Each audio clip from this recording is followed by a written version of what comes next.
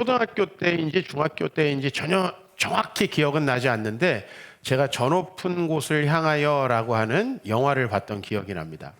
이거는 이제 1944년에 일제시대 때 신사참배를 거부하다가 순교하신 주기철 목사님이라는 분의 일대기를 다룬 영화고, 그 영화를 보면서 참 충격도 받고, 저는 그래도 한국 교회가 비교적 많이 성장하고 또 박해가 많이 없던 시절에 태어나서 이렇게 교회 생활을 했는데, 신앙을 지키다가 이렇게 순교하신 분들의 피가 우리 한국 교회 안에 뿌려져 있구나라고 하는 것에 굉장히 감동도 받았고요. 특별히 그 기억나는 장면이 이제 신사참배를 거부하니까 못을 밟고 가야 하는 틀을 만들어 놓고 거기를 가는데, 이 못이 이렇게 튀어나와 있는 것을 밟으면 어떻게 되겠어요?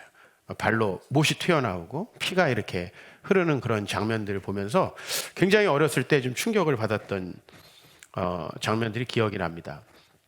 최근에 이제 한국이 과거의 역사를 바로잡아야 된다. 그래서 뭐 여러 위원회를 만들었는데 진실화해위원회라는 위원회를 정부에서 만들었습니다.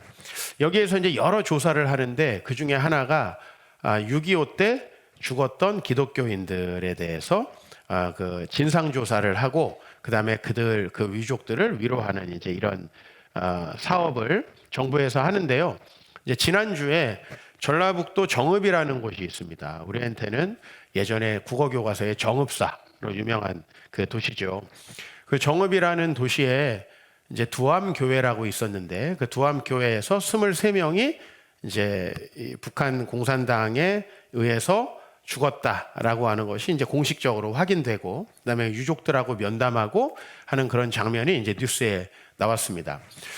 공식적으로 그 6.25 초기에 이렇게 북한군이 부산까지 밀고 내려갔었잖아요. 그러면서 이제 죽은 성도들의 숫자만 1,000명이 넘습니다. 공식적으로 정확하게 확인된 숫자만. 그러니까 우리나라가 한 130년 정도의 이 개신교 역사 가지고 있는데요. 그 짧은 역사 가운데에서 처음에는 같은 동족들에게 많은 핍박을 당했습니다. 그렇죠? 그 미풍양속을 해친다, 또 조상들을 또 섬기지 않는다, 뭐 여러 오해를 받으면서 굉장히 큰 박해를 받았고요. 사실 그 같은 동족들끼리의 박해는 제가 어렸을 때에도 있었던 것으로 기억합니다. 여전히 한국의 전통적인 문화를 고수하려는 분들이 이 기독교를 오해하고 많은 믿는 가족들과 주변 사람들을 박해했었고요. 이제 그런 박해의 와중에 이제 일제 시대가 됐죠. 그죠? 그 박해가 한참 심각할 때. 그래서 이제 일본에 의한 박해. 그죠? 일본의 신사참배 같은 것에 불응하는 우리 기독교인들의 신앙을 이제 박해하는 그런 박해가 있었고, 그 다음에 주기철 목사님이 1944년에 돌아가시고 이제 45년에 해방이 된 다음에 5년 만에 내전이 일어났죠. 그래서 우리 한국에서 일어난 이 내전 때문에 또 많은 기독교인들이 북한에서 죽었을 텐데 그건 저희가 확인할 길이 많이 없어요. 북한에서 죽은 사람들이 어마어마했다라고 들었고요. 그 다음에 이제 내려와서 이 한국 교회 안에서 예배드리는 사람들을 죽인 것을 지금 조사하고 있다 이거죠. 그런 이제 박해가 있었고요. 그 다음에 이제 우리 한국 교회는 그럼에도 불구하고 20세기에 가장 크게 성장한 교회가 됐어요. 박해가 다 끝나고 이제 7, 80년대에 한국 교회가 막 부흥을 했습니다. 박해는 교회를 없애지 못한다는 게 너무 확실해졌는데, 그렇게 7, 80년대에 한국 교회가 부흥한 다음에는 어떤 일이 일어났습니까? 이제 여러분들이 경험하는 그런 일들이 일어났습니다. 교회에 많은 스캔들이 생겼고, 그 다음에 교회들이 이제 스스로 타락하는 그런 현상들이 벌어졌습니다. 무엇이 더 힘들었을까 하는 것은 좀 가늠하기 어렵습니다. 사실은 일제시대 또 그 전에 목숨을 걸고 신앙생활하는 이게 좀 더 힘들면 좀 더 힘들지 않았을까. 그러나 7, 80년대 이후로 이 한국교회가 많이 성장하고 이제 큰 교회들이 많이 생기면서 이 교회에 생긴 추문들 굳이 여러분에게 감추고 싶진 않습니다. 뭐 현실이고 우리가 경험할 수밖에 없었던 일들이고, 2000년의 이 교회 역사, 그리고 130년이 조금 넘은 한국 교회의 역사는 힘이 없을 때는 외부로부터 박해를 받고, 힘이 생기면 스스로 타락하는 이 문제를 항상 반복해 왔습니다. 그래서 우리는 흔히 교회에 대해서 실망하고 또 시니컬한 시각을 갖게 되고, 또 교회에 소망을 두지 않게 되는 이유가 되기도 하죠. 그런데 저는 오늘 여러분들에게 이런 제목을 드립니다. 교회의 깨어짐이 소망을 잉태한다. 왜 교회가 깨어지는데 소망이 있는가? 제가 2000년 교회 역사를 확인하면서 이 말씀 자신 있게 드릴 수 있고, 한국교회 130년 좀 넘는 개신교 역사를 통해서도 교회의 깨어짐이 소망이 된다라는 사실을 발견하는데, 오늘 그 말씀을 사도행전에서도 하고 있습니다. 사도행전의 앞부분은 예루살렘 교회를 다룹니다. 예루살렘에 생긴 교회. 근데 그 예루살렘 교회는 참 힘든 일이 많았어요. 우리하고 너무 똑같은 게, 우리나라에 복음이 들어왔을 때 제일 먼저 예수 믿는 사람을 박해한 게 누구라고요? 동족들입니다. 동족들. 마찬가지로 유대인들이 예수님을 믿었을 때 예루살렘에서 예수님 믿는 유대인들을 가장 박해한 건 유대인들이었습니다. 그래서 처음에 동족들에 의한 박해가 있었어요. 그래서 협박도 당하고 투옥도 당하고 하는 역사들이 이 1장부터 5장까지 나와요. 저희는 오늘 6장을 보고 있잖아요. 그리고 그 안에는 또 어떤 이야기도 있어요. 저희가 지난주에 다뤘지만, 교회가 조금 성장하니까 교회 안에 또 가짜들이 등장하기 시작하고, 그 안에서 또 명예를 추구하는 사람들이 생겨나고, 헌신하지 않으면서 교회의 명예는 누리고 싶어하는 사람들이 생겨나죠. 그 아나니아와 삽비라 사건도 생겼다라는 것입니다. 그러면서 참 비극적인 또 일들이 교회 안에서 일어나요. 그런데 그럼에도 불구하고 오늘 6장 1절은 어떻게 시작되냐면, 그때의 제자가 더 많아졌는데 라고 얘기를 해요. 그러니까 분명히 초대교회는 많은 박해와 어려움이 있었고, 좀 성장하니까 교회 내부에도 문제가 생겼습니다. 그거는 인간이 존재하는 어느 곳에서나 필연적인 것 같아요. 나보다 힘없는 자를 박해하는 거, 이건 뭐 너무 필연적인 거고, 또 스스로가 힘이 생기면 다른 사람을 박해하는 거, 이건 2000년 교회 역사에도 똑같았지요. 처음에 이스라엘 사람들이 예수님을 받아들였어요. 소수가. 그랬을 때 누가 가장 박해했다 그랬죠? 같은 유대인들이 박해하죠. 그 다음에는 누가 박해합니까? 이제 로마 사람들이 박해를 했습니다. 그런데 그 박해를 받던 300년이 지나고 나서 로마 안에 기독교가 공인되고 국교화되기 시작합니다. 그러면서 교회 안에는 권력이라는 게 생깁니다. 서로 성직자를 하려고 합니다. 여러분, 서로 성직자를 하려던 시대는 항상 타락하던 시대였어요. 성직자를 서로 안 하려고 그러고, 누가 신학교 간다 그러면 좀 불쌍하게 여기고, 이게 좀 이상한 거긴 하지만 좀 정상적인 거기도 합니다. 왜? 그 어려운 길을 왜 가려고 하는가? 그죠? 근데 중세시대 땐 그렇지 않았다는 거예요. 막 자기 어린 자녀를 이미 성직자로 등록시켜 놓고, 그에게 어떤 직분을 주고, 또 어느 교구의 교회 담임 목사의 자리를 미리 서임하는 일까지 벌어졌어요. 왜요? 그것이 권력이었기 때문에 그렇죠. 여러분들이 교회 역사에서 카노사의 굴욕이라는 이 세계사의 시간에 배웠을 겁니다. 그건 뭐냐면, 하인리히 4세라고 하는 왕이 교황청 앞에 가서 눈이 펑펑 오는데, 전 이거 약간 과장됐을 거라고 생각하는데, 눈이 펑펑 오는데 맨발로 3일을 빌었다는 겁니다. 교황한테. 황제가 교황한테.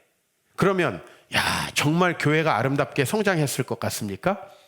아니죠. 바로 그 중세에 어마어마한 타락이 시작되는 지점이 바로 이런 지점이라는 거예요. 그러니까 인간은 힘이 없으면 얻어 터지고, 힘이 있으면 어떻게 돼요? 가해하고. 지난 주 중에 우리 교회에 제가 이제 부흥회 갔던 어떤 교회를 다니는 한 분이 방문을 하셨어요. 근데 이분과 이제 잠깐 시간이 있어가지고 살아온 인생 이야기를 좀 하게 됐습니다. 어떻게 사셨어요? 그랬더니 자기는 학폭 피해자였다라는 거예요. 그래서 중학교 때 학교 가면 항상 셔틀이었고 돈을 주는 사람이었고 엄청나게 맞았대요. 근데 고등학교 때 이제 진로를 운동으로 결정하고, 이제 운동선수가 됐대요. 그리고 나서 자기가 이제 학폭 가해자가 됐대요. 그래서 엄청나게 많은 사람 패고, 그렇게 하면서 피해자이자 가해자로 살고 예수님 없이 너무 이제 혼란스러운 삶을 살다가 다 망하고 주님께 돌아왔다. 뭐 모든 기독교인의 간증은 거의 비슷해요. 끝에 망하고 돌아오는, 깨지고 돌아오는, 뭐 이 이야기 뭐 100%입니다. 요 깨지는 게 뭐가 깨지느냐의 문제이지 대부분 똑같은 이야기를 하는데, 우리는 그렇죠. 힘이 있으면 가해하고 힘이 없으면 맞고, 말하자면 교회도 똑같아요.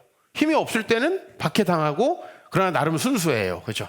피해자는 순수하죠, 항상. 근데 힘이 있으면 로마 교황청을 넘어서서 유럽 전체를 손에 넣고 다스리면서 중세에 그리고 근대에 일어났던 모든 전쟁들이 사실은 교황들이 일으킨 전쟁이에요. 이게 교회라는 거예요. 예루살렘 교회도 똑같아요. 박해받고 힘들 때는 견디고 성장하지만 또 어려운 일이 생겨요. 언제? 사람이 많아질 때. 오늘 여기 제자들이 많아졌어요. 성장했어요. 그러면 교회가 되게 잘 될 것 같지만 한국 교회도 대부분 성장하면 문제가 생깁니다. 그죠? 우리 교회 문제가 없는 이유는 별로 많이 안 성장하니까. 교회가 지하에 있으니까. 아직 큰 문제가 없는 거예요. 분명 우리 교회도 커지면 문제가 생깁니다. 그때 여러분들 우리 자신을 잘 돌아봐야 한다는 거예요. 오늘 여기 보면 호사다마라고 해야 되나요? 사필귀정이라고 해야 되나요? 사람이 많이 생기니까 파가 등장을 합니다. 6장 1절, 그때 제자가 더 많아졌는데 그 다음 말씀 읽어보겠습니다. 헬라파 유대인들이, 그러니까 여기 파가 생겨요. 사람이 많아지면 어떤 이익을 대변하려는 파가 생기고, 무슨 파?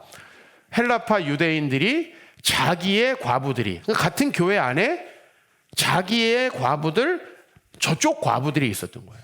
그죠? 그래서 매일의 구제에 빠짐으로 히브리파 사람을 원망하니. 이야기는 이렇습니다. 유대인들은요, 기원전 700년 정도부터 아시리아라는 나라에 의해서 정복당하기 시작합니다. 그러면서 나중에 기원전 6세기에 이제 바벨론이라는 나라에 의해서 정복되죠. 그리고 중간에 잠깐 독립을 하긴 하지만 수많은 열강들에게 식민지 생활을 합니다. 유대인들은요, 수많은 나라의 디아스포라, 즉 흩어지게 됐어요. 흩어져서 살아가게 됐어요. 자, 흩어지고 살아가면 어떻죠? 말을 잃어버리죠.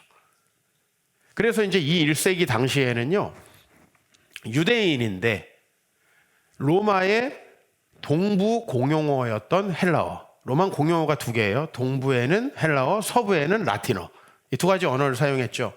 이 동부 쪽에서, 즉 지금의 터키, 이집트, 시리아, 지금 전쟁이 나서 굉장히 혼란스러운 그 지역이 전부 다 유대인들이 이제 흩어져서 살던 지역이고, 어느 정도냐면 예루살렘보다 유대인 인구가 더 많은 도시도 있었다는 거예요. 그러니까 얼마나 많은 사람들이 흩어져 살았는가. 근데 여러분, 이제 사람들이 귀소 본능이라는 게 있잖아요. 흩어져서 살다가 고향이 그리워서 돌아오는 사람들이 있어요. 지금도 예루살렘은요, 묘지를 하나 구입하려면 천문학적인 숫자를 내야 된대요. 전 세계에 흩어져 있는 유대인들 중에서 부유한 사람들이 노년을 거기서 보내다가 죽고 싶은 거예요. 그러면 이런 사람들이 하나 둘이겠어요? 여러분, 지금 세계에 거부, 노벨상 수상자들 유대인들이 너무 많잖아요. 그러니까 이 사람들이 이제 고향으로 돌아와요. 그러면은 말은 좀 어눌한데 고향으로 돌아온 사람들이 헬라파 유대인인 거예요. 혈통으로는 유대인인데 말이 잘 안 통해요. 이런 사람들이 돌아와 살고 있었고, 이제 그 반면에는 그 지역에서 계속 살던 아람어를 사용하던, 이 아람어는 히브리어랑 아주 비슷한 그 고대 근동 언어입니다. 그 언어를 사용하던 두 무리가 나름대로 이 공동체 안에 있었던 거고, 사람이 많아지니 그 초대교회의 장점이 뭐예요? 나눔이잖아요. 자기 재산을 팔아서 나눠주는 그 나눔에 이기심이 들어가기 시작하는 거예요. 나하고 가까운 사람, 친밀한 사람들을 도와주고, 헬라파 유대인들이 암암리에 살살 그 구제에서 빠지게 되는 이런 일들이 벌어진 거죠. 여러분, 이런 일은요, 모든 교회에서 그냥 100% 벌어진다고 보면 돼요. 왜? 교회가 커지고 또 거기에 성령 충만하지 않은 사람들이 행정을 담당하기 시작하면 이런 이기심은 언제나 존재하죠. 여러분, 정부 부처를 한번 감사를 해보면요, 또 군대를 감찰을 해보면요, 아마 우리나라 사람 중에 수도 없는 사람들이 감옥에 갈 거예요. 이 인간의 이기심이라는 건 교회라는 조직 안에서도 세상처럼 심하진 않지만 들어올 수밖에 없는 그런 악이라는 거죠. 그래서 이제 이 불평과 원망이 폭발하기 시작합니다. 히브리파 사람을 원망하니. 여러분, 이런 원망이 생기고 파가 생기면 교회는 어떻게 돼요? 이제 힘들어지죠. 많은 사람들이 믿음을 잃어버리죠.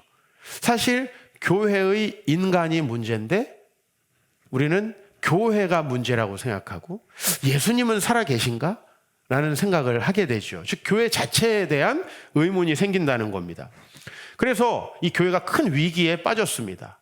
그러나 여러분, 오늘 본문에서 우리가 볼 수 있는 건 뭐냐면 교회가 문제가 생긴다라고 했을 때 이 문제는 얼마든지 잘 해결될 수 있고 심지어는 교회가 더 나은 방향으로 발전할 수 있게 되죠.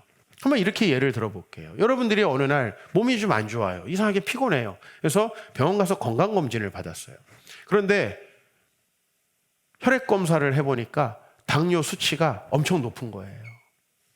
그래서 내가 거의 초기 당뇨에 접어들었다. 여러분, 평소에 우리는 거의 식이요법 하지 않죠. 그죠? 먹고 싶은 거 엄청 먹고 막 맛집 찾아다니고.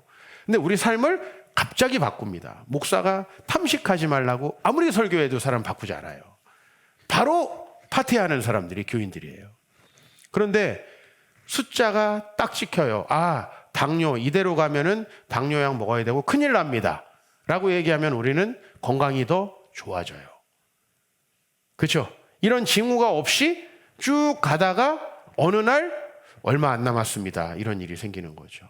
사실은 이런 문제가 생긴 것은 우리가 이 문제를 어떻게 대처하느냐가 그 미래를 바꿀 수 있다라는 거죠. 교회는 항상 문제가 생긴다. 제가 말씀드렸죠? 힘이 없으면 박해당해서 사람들이 교회를 떠난다. 힘이 있으면 스스로 타락해서 상처받고 교회가 깨진다. 그럼 우리는 어떻게 할 거예요? 교회가 필요 없나요? 저는 교회가 없이는 못 살겠는데. 그럼 우리는 어떻게 해야 되나요? 이 교회의 깨어짐이 어떻게 소망이 되는가? 이제 예루살렘 교회의 지도자들은 사람들을 모았습니다. 그리고 3절에 이렇게 이야기합니다. 형제들아, 너희 가운데서 성령과 지혜가 충만하여 칭찬받는 사람 7을 택하라 라는 거죠. 뭐냐면 지금 행정적인 일에 문제가 생긴 거 아닙니까? 특별히 돈에 관련돼서 문제가 생긴 거 아닙니까? 돈을 맡은 사람들 얼마나 타락하기 쉽습니까? 돈을 맡는다는 거 굉장히 힘든 일이죠. 그렇죠? 그래서 예루살렘 교회 많은 사람들이 재산을 팔아서 헌금했을 때 그 헌금을 구제하는 일에 있어서 문제가 생긴 거 아니에요. 정답은 뭡니까? 정답은 뭐예요? 정말 지혜와 성령이 충만한 변화된 사람이 그 일을 해야 된다라는 거죠. 그렇지 않습니까? 저희 교회가 공동체로서 깨어지지 않고 가기 위해서 저는 여러분들이 새가족으로 오시면 몇 개월 동안 여러분들과 매주 만나면서 훈련을 해왔습니다. 두 사람이 결혼을 해서 하나가 되는데도 엄청나게 오랜 시간이 걸립니다. 그런데 이 하나님의 공동체가 주일날 잠깐 인사하고 안녕하세요 하고 가끔 밥 먹는다고 해서 하나가 될 수 있겠나요? 굉장히 나이브한 생각이죠. 어려운 생각이죠. 목사님, 저는 훈련까지는 아니고. 여러분, 우리가 그렇게 서로 마주 앉아서 하나님의 말씀을 나누는 시간이 없으면요, 10년, 20년, 30년이 지날수록 교회에 더 큰 문제가 생겨요. 그건 필연적인 거예요. 왜? 인간은 하나 되기 정말 어려운 존재입니다. 다 이기적이기 때문에. 그래서 오늘 그 이기심이 드러났죠. 질문 하나 할게요. 지금 헬라파, 히브리파 이 문제가 생긴 것들이 교회 자체, 즉 하나님이 세운 그 믿음의 공동체 자체를 의심할 수 있는 문제인가요? 아니면 그 구성원들의 이기심이 드러난 문제인가요? 그렇죠. 인간의 이기심이 드러난 거죠. 그럼 어떻게 하면 돼요? 그 문제를 해결하면 되는 거죠.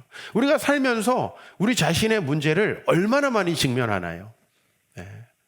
저는 정말 제 자신의 문제를 많이 직면했어요. 또 교회에서 많은 사람들 앞에서 사역을 하고 큰 교회에서 사역을 하다 보니까 아는 사람이 많을수록 제 문제를 참지 못하고 얘기하는 사람들이 많이 있어요.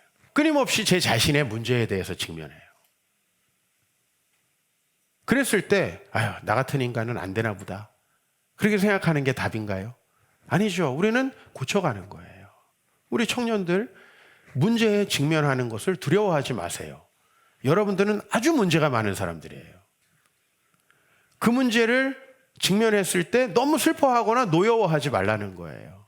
그것은 우리가 더 나아질 수 있는 길이에요. 교회가 자꾸 잘못을 감추려고 해요. 그건 좋지 않은 방식이에요. 교회 문제는 다 드러날 수밖에 없고요. 그 문제는 반드시 해결될 수 있다라고 하는 거예요. 해결하면 더 나은 교회가 되는 거죠. 여러분 가정도 마찬가지죠. 문제가 생기니까 헤어져요? 아니죠. 주님 앞에서 기도하고 심판을 목사로 두고 그 다음에 그 안에서 뭔가 해결책을 찾아보는 거죠. 둘이서 하는 싸움은 위험합니다. 그죠? UFC도 반드시 심판이 있어요. 말리고 반칙하면 멈추고 규칙을 지키라고 하는 심판이 있어요. 그러니까 뭔가 건설적인 답을 찾으면 충분히 가능하다는 겁니다. 그리고 이제 6장 4절에 보니까 사도들은 기도하는 일과 말씀 사역에 힘쓰게 됐어요. 즉 이 교회가 숫자가 적을 때랑 많을 때, 또 이 교회가 새로운 시대로 접어들 때 교회는 거기 적응을 해야 됩니다. 그죠? 우리 교회는 아직까지 젊은 분들이 오기에 좋은 교회예요. 근데 많은 교회에서 젊은이들이 떠나요. 왜요? 가보면 머리가 다 하얀색이에요. 저는 염색하라고 말해요. 염색해라. 왜? 앞에 하얀 머리가 쫙 있는데 뒤에서 대학생이 와가지고 내 교회다 이런 생각이 들까요? 머리 자체가 죄라는 거예요. 우리 형제들, 이제 나중에 우리 형제들 중에 머리가 하얗거나 빠진 분들이 주로 앞자리로 올 거예요. 왜? 사회에서 갈 데가 없으니까. 그때 되면 이제 다 앞으로 와요. 저 뒤에서 딱 들어오는데 다 비어 있어요, 여기가. 우리 교회라는 생각이 들까요? 모자 쓰라는 거예요. 심어라. 가급적이면 까만 걸로 색칠해라. 그게 배려예요. 자매님들 화장하라. 배려입니다. 이 교회 왜 이렇게 사람들이 힘들어 보이고 어려워 보이나 아파 보이나. 화장 안 한 거지 아파 보이는 게 아니에요. 그잖아요. 우리 자매들 화장 안 하면 아프냐고 얘기 안 합니까? 아마 그렇게 얘기할 거래요. 우스갯소리인 것 같지만 교회는 항상 새로운 시대와 맞닥뜨려야 돼요. 우리 교회 장점이 뭐예요? 젊은이들이 와서 그래도 여기서 결혼하고 자녀를 키우고 싶은 그런 분위기라는 거예요. 다음 세대들을 키울 수 있다라는 거. 저도 우리 청소년들 어떻게 할까 무지 고민. 전 처음에 그런 고민 전혀 안 했어요. 왜? 우리 교회의 주일학교 학생은 시은이밖에 없었어요. 교회를 개척했을 때. 돌도 안 되네. 교육할 필요도 없어. 그냥 데리고 다니면 돼. 근데 지금 우리 아이들이 이제 60명이 넘었어요. 이 아이들이 이제 청소년이 되고 청년이 되고 우리는 이 아이들을 위해서 준비돼야 돼요. 저는 늙고 흰머리가 나겠죠. 염색할 거예요. 준비돼야 합니다. 왜냐면 그들에게 최대한 이질적으로 보이지 않아야 되겠죠. MZ세대에게 청소년들에게 우리 교회는 여전히 그들을 위해서 존재할 수 있다는 걸 보여줘야 되죠. 이게 얼마나 많은 혁신과 변화가 필요합니까? 그냥 여러분들이 늙고 병드는 자체가 교회를 힘들게 만드는 거예요. 되게 슬픈 이야기지만 우린 계속 준비해야 된다는 거예요. 다음 세대를 위해서. 제가 항상 오전 시간에는 공부를 합니다. 왜 그러냐면요. 저도 옛날에 쌍팔년도 때 배웠던 거 가지고 목회하면 제 자신이 언젠가는 젊은이들에게 아무 필요가 없는 사람이 될 수밖에 없다라는 거. 그냥 저의 세대, 같이 늙어가는 분들은 목사님 너무 좋아요. 근데 젊은이들은 어떻게 하면 이 교회를 나갈까? 그죠? 정말 그런 교회 많아요. 우리 그런 교회 되면 안 되잖아요. 교회는 항상 문제가 생겨요. 심지어는 우리가 나이가 든다는 자체로 문제가 생겨요. 목사님 나이 드는 게 뭐가 죄입니까? 머리 빠지는 게 뭐가 문제입니까? 사실 큰 죄는 아니죠. 근데 누군가에게는 굉장히 이질적으로 보일 수 있다는 거. 그래서 교회는 변화돼야 되고 새롭게 돼야 되고 문제가 제기되었을 때 일부 예배 때 말씀드렸어요. 우리 권사님들, 우리 장로님들 나이 들면 나가든지 변화되든지 하라. 나가든지 변화되든지. 안 그러면 다음 세대들은 교회 밖으로 나갈 수밖에 없다. 그렇죠? 네. 진짜 나가라는 얘기는 아니죠. 같이 갈 거예요. 같이 갈 건데 우리 자체가 얼마나 시대에 맞춰서 변화돼야 하는지. 그래서 이 교회는요, 변화를 선택했어요. 지혜와 성령이 충만한 사람으로 교회를 바꿔나가기 시작했어요. 그래서 사도행전 6장 7절 말씀 같이 한번 의미를 생각하며 읽어보겠습니다. 시작.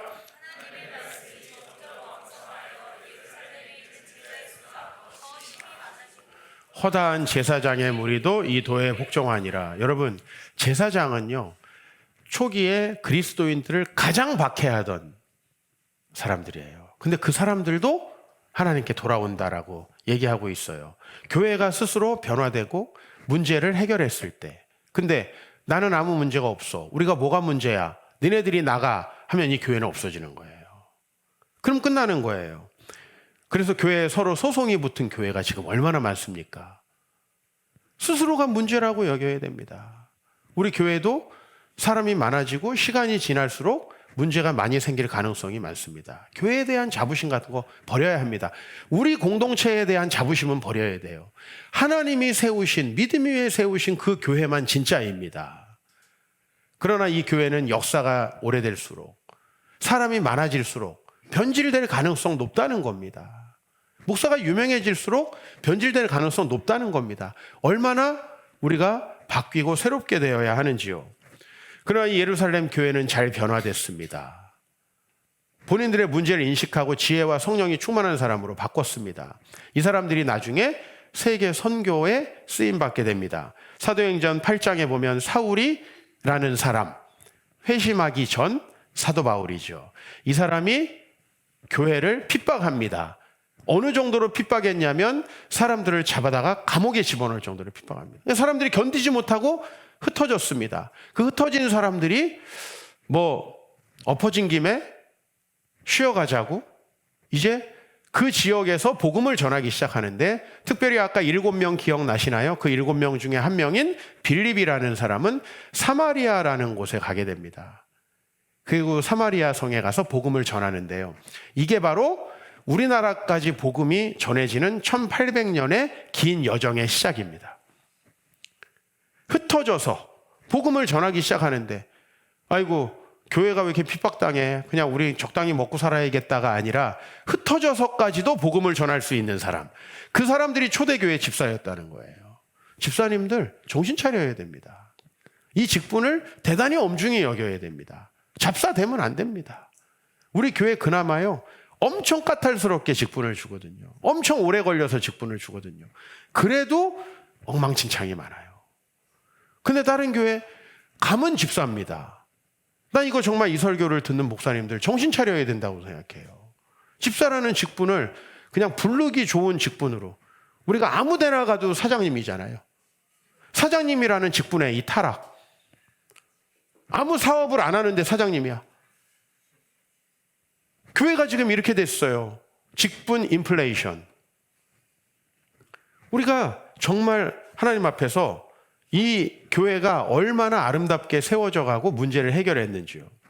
그래서 저는 교회의 깨어짐이 소망을 잉태한다라는 겁니다. 교회는 더 나아지고 발전한다라는 것이 오늘 제 말씀입니다. 교회는 항상 힘이 없을 때 박해를 당하기도 하고, 성장하면 문제가 생깁니다. 그래서 카노사의 굴욕 이후에 이제 끊임없이 황제와 교황은 싸우게 됩니다. 근데 황제는요, 한 나라의 황제죠. 교황은요, 유럽 전체의 짱입니다. 타락하지 않을 수 있을까요? 제가 여기 중국하고 일본 전체의 짱입니다. 시진핑도 내 밑에예요. 김정은이도 내 밑에예요. 제가 타락하지 않을 수 있을까요?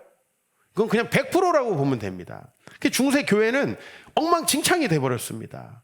아주 세속 은행가들 메디치 가문에서 교황이 2명이 나옵니다. 메디치 가문, 장사하던 가문이잖아요. 근데 장사를 무시하는 게 아닙니다. 어떻게 장사하는 가문에서 교황이 나오나요? 그 교황 중에 한 사람이 면죄부를 판매했던 레오 10세입니다. 그 사람이 했던 일은 베드로 성당 건축, 다 세계사 시간에 배운 겁니다. 그 큰 교회를 지을 때 교회는 가장 타락하고 몰락했죠. 그때 누가 나온 거죠? 그때 마틴 루터와 존 칼뱅이라는 분이 나오는 겁니다. 그래서 교회가 개혁됐습니다. 교회가 없어졌나요? 교회가 사라졌나요? 아니고 교회의 문제가 드러났을 때 교회는 새로운 방향을 설정하고 앞으로 나갔다는 거죠. 깨어짐은 절대 잘못된 게 아닙니다. 여러분, 부부싸움을 잘하십시오. 잘한다는 건 뭐냐면 한 번 싸우고 나면 그 다음 싸움에는 싸움의 방법, 기술, 그것을 풀어가는 방법이 달라져야 한다는 거예요. 부부싸움이 절망적인 이유는 계속 똑같은 이유로 더 폭력적으로 싸운다는 거죠. 스노우볼 이펙트. 예? 눈덩이는 굴리면 어떻게 돼요? 계속 커지죠. 부부싸움이 이렇게 방향을 잃어버리니까 문제인 거예요. 우리가 목소리가 커졌다. 뭘 하나 집어던졌다. 목소리를 찾아와야 됩니다. 어떻게 해서 이게 다시 톤다운 될 수 있는지. 이 이상으로 가면요, 우리는 아무 소망이 없는 거예요. 교회가 문제가 생겼습니다. 깨어졌습니다. 그런데 계속 싸웁니다. 그럼 교회에 소망이 있습니까? 교회에서 가장 약한 사람들이 떨어져 나가기 시작합니다. 마찬가지입니다. 가정의 싸움이 커져가면 애들의 마음이 다 깨져버립니다. 나는 우리 교회에서 이미 마음이 깨져버린 아이들을 여럿 알고 있습니다. 여러분 자식들입니다. 되게 심각한 겁니다, 이거. 그래서 교회의 깨어짐이 소망이 되듯이 여러분의 다툼이 건강한 방향으로 나아가서 가정을 세워가는 방향으로 가야 된다라는 겁니다. 동일한 방법의 싸움은 안 됩니다. 연구해야 됩니다. 직장을 쉬더라도 그걸 해결해야 됩니다. 그렇게 해야지 우리는 소망이 생길 수가 있는 거죠. 교회 자체에 대해서, 가정에 대해서 실망합니까? 여러분 자녀들이 왜 이렇게 결혼을 안 할까요? 여러분부터 아이를 안 낳으려고 그러고 맨날 싸우는데 애들이 비혼주의로 가지 않을 방법이 없습니다. 이건 다 우리의 문제입니다, 사실은.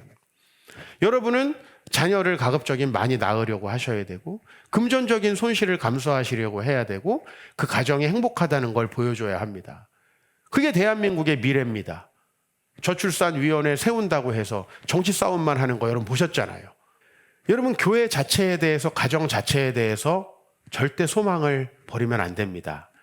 저도 결혼 생활을 20년 넘게 해왔지만 우리 부부싸움이, 우리의 작은 다툼이 우리를 훨씬 더 좋게 만듭니다. 저는 제 아내하고 제자 훈련을 하면서 만났습니다. 저는 선생이었고 우리 아내는 제자였습니다. 성별이 좀 바뀌었네요. 그죠? 기만을 넌 선생이고 난 제자고 막 이런 게 뭐가 있던데. 근데 저는 우리 아내하고 신앙적인 면에서 하나의 길을 가기 때문에 큰 문제는 없습니다. 그럼에도 불구하고 우리의 작은 문제들을 해결하는 방식에 문제가 있을 때 우리는 심각하게 그 문제에 대해서 대화했습니다. 내가 이렇게 하니까 이 문제는 크게 되는 것 같아. 당신이 이렇게 하면 더 그 문제가 커지는 것 같아. 내가 이렇게 할 때 당신이 이렇게 해줘. 짰습니다. 그죠? UFC하고 WWF하고 다른 점이 뭡니까?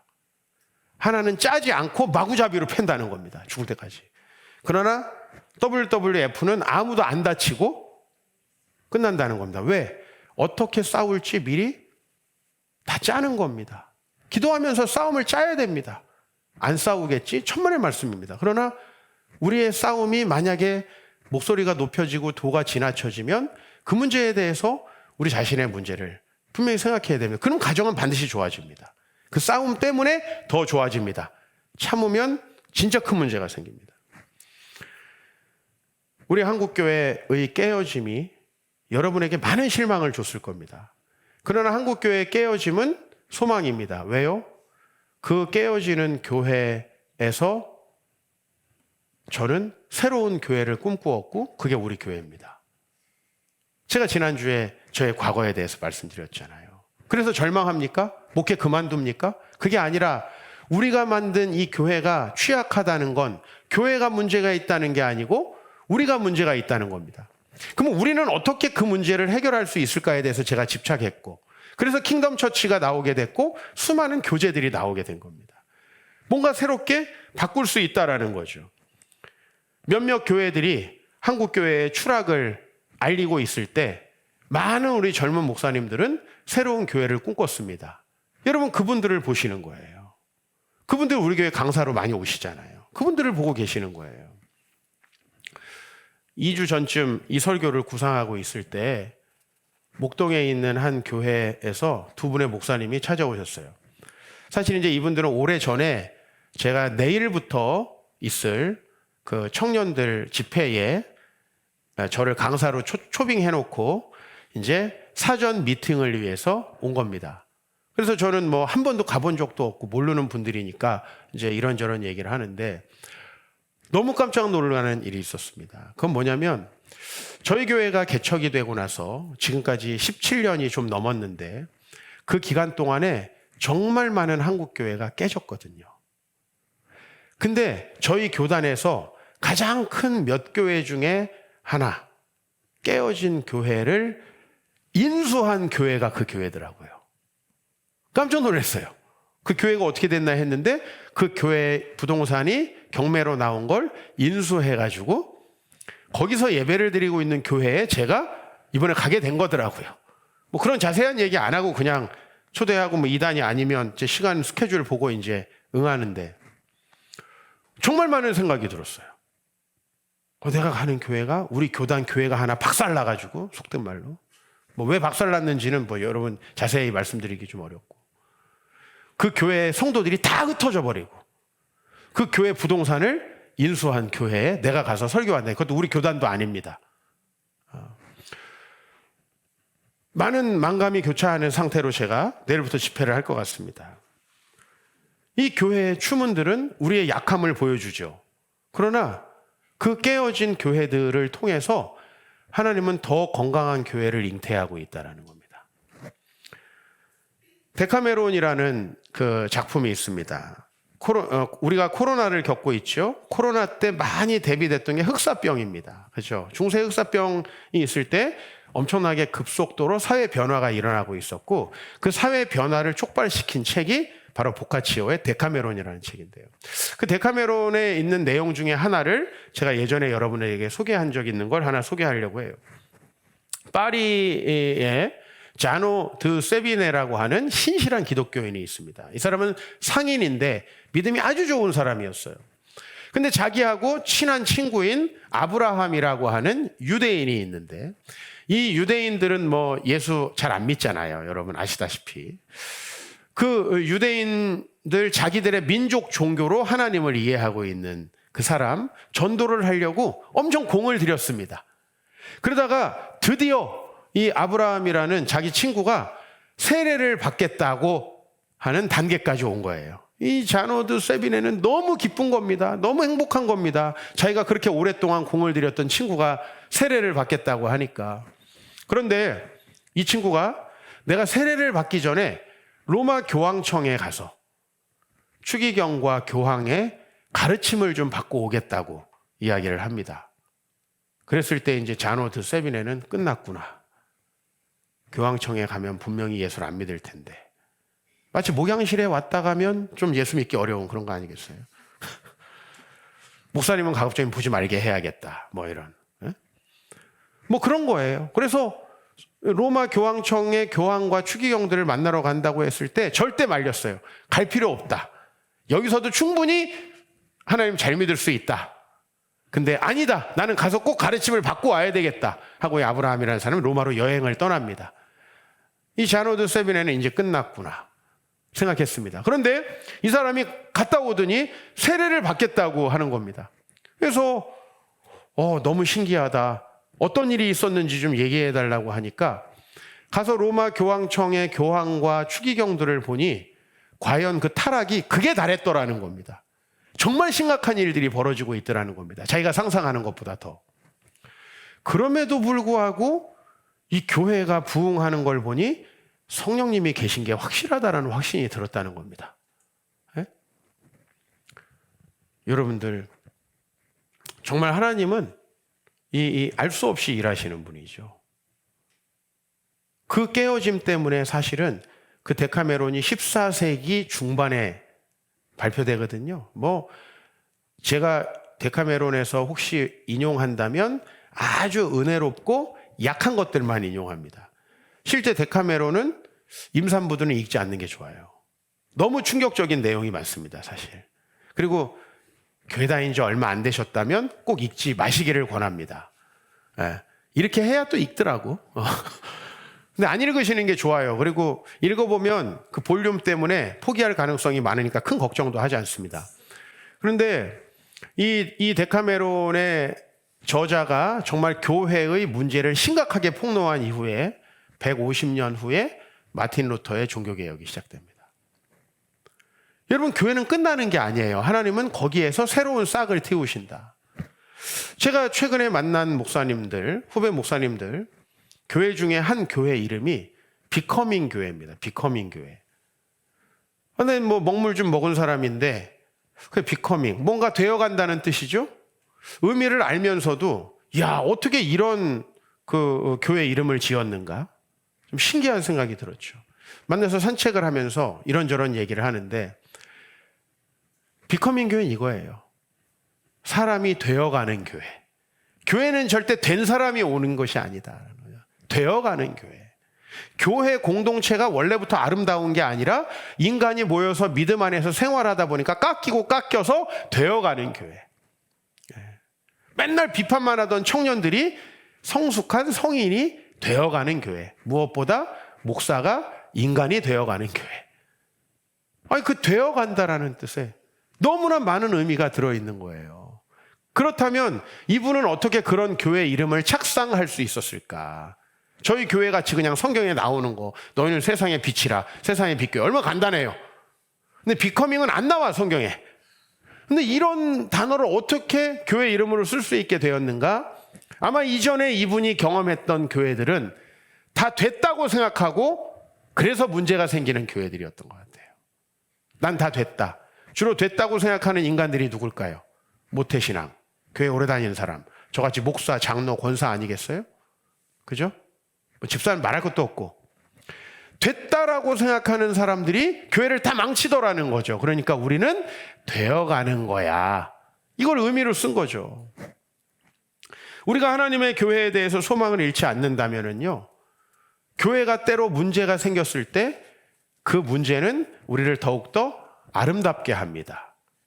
부부싸움을 지혜롭게 하세요. 더 때려부시고 더 정 떨어지는 파괴적인 방법으로 가시지 말고, 방법은 찾아오면 알려드릴게요. 오늘 주제가 아니야. 인간의 죄는 늘 교회를 깨트리려고 해요. 그러나 여러분은 깨어지는 것이 인간이지 교회가 아니라는 걸 꼭 기억하셔야 돼요. 인간이 깨어지는 거고 인간이 문제가 생기는 겁니다. 우리 교회가 문제가 생기면 여러분 어떻게 하겠어요? 우리 교회가 깨지다니 주님은 안 계신가 보다가 아니라 주님은 저런 인간을 제껴버리고 얼마든지 또 다른 교회를 세우신다. 저를 제껴버리십시오. 그럼 됩니다. 그럼 간단합니다. 교회의 문제는 저 인간의 문제지 교회 본질은 아닐 것이다. 분명히 생각하시면 돼요.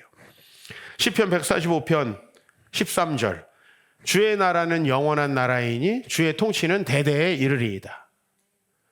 주님 나라는요 절대 없어지지 않습니다. 그것을 표현하는 것이 교회인데 그 표현 방식이 달라질 뿐이고 표현 방식이 타락할 뿐입니다. 그러면 어떻게 되죠? 새로운 교회가 또 거기서 잉태하여서 나온다는 것이죠. 교회의 깨어짐이 소망을 잉태한다. 납득이 되시죠? 저는 이번 주에 우리 교회가 시간이 많이 지나고 교회가 커져서 타락해도 소망이 있겠구나. 왜? 이 교회는 박살 날 거니까. 이 교회 장로들, 권사들부터 박살 날 거니까.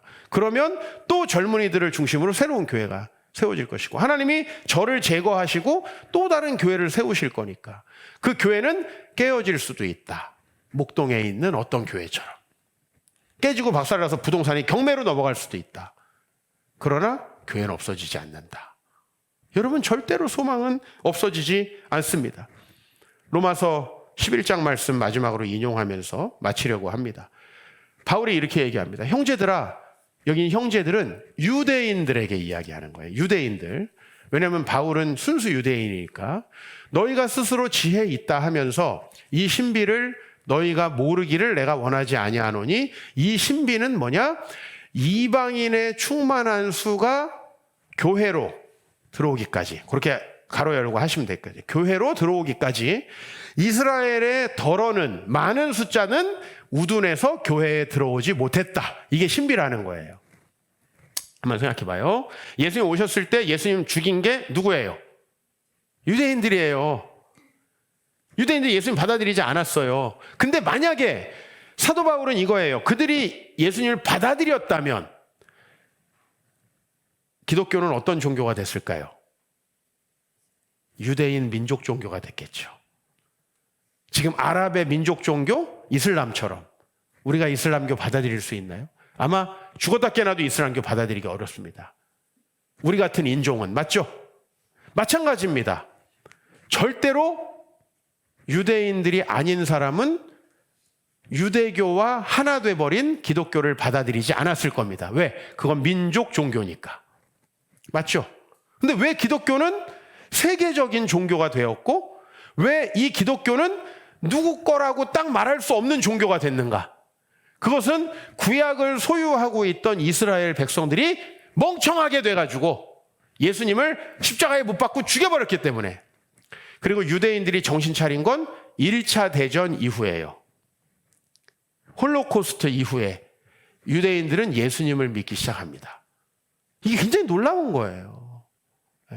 유럽의 모든 고전들을 보면요, 유대인들은 항상 더럽게 돈으로 모든 걸 하는 사람들, 탐욕스러운 사람들, 예수 안 믿는 사람으로 묘사돼요. 근데 20세기에 그 1, 2차 세계대전이 일어난 이후에 많은 유대인들이 예수님을 믿고 있어요. 이런 사람들을 메시아닉 주라고 합니다.